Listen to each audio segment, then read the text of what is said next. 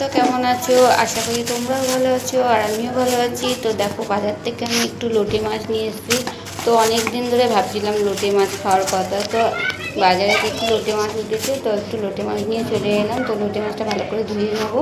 তো ধুয়ে তারপর রান্না বসাবো। তো এদিকে দেখো, জামা কাপড় আমি বার করেছি, এগুলো কাচবো। তো অনেক দিন পর রোদ উঠেছে, তো কেচে কুচে এবার ভাতটা বসাবো। তো চালটাও আমি নিয়ে নিয়েছি। তো এবার ভাত বসাবো, ডাল করবো। যেহেতু লোটে মাছ হচ্ছে শুকনো সময়, তো একটু ডাল করতেই হবে পেঁয়াজে। তো পেঁয়াজের ডাল করে নেবো। আমি এখানে সেদ্ধ বসিয়ে নিয়েছি। তো দেখো, আমার ডালটাও হয়ে গেছে। তো ডালটা কালারটা কেমন হচ্ছে কমেন্ট করে জানিও। আর লোটে মাছটা আমি কীরকম করে করি দেখো, তো তোমরা কেমন করে করো অবশ্যই কিন্তু কমেন্ট করে জানিও।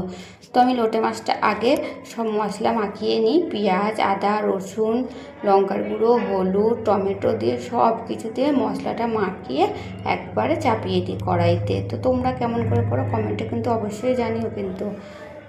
তাহলে আমি সেইভাবেই করব। তো এরকম করে একবার খেয়ে দেখবে, তো ভালোও লাগবে খেতে। সত্যি খুব ভালো লেগেছে, আমার লোটে মাছ হেভি লাগে। তো তোমাদের কেমন লাগে? তো তোমাদের সঙ্গে আমার গল্প করতে করতে দেখবে আমার লোটে মাছটাও হয়ে যাবে। তো আমি ভালো করে মাখিয়ে নিলাম।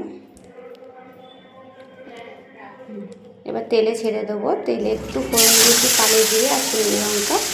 তো তেলে ছেড়ে দিয়ে তাকে ভালো করে কষিয়ে ঢাকা দিয়ে দিই আমি।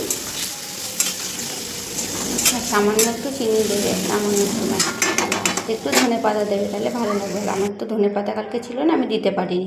তো দেখো, আমি দুপুরবেলা পুজো দিয়ে ভাত দিয়ে দিয়েছি, রাকেশকে ভাত দিয়ে দিলাম। তো দেখো, ভাতটা গুছিয়ে ও খেয়ে নিল।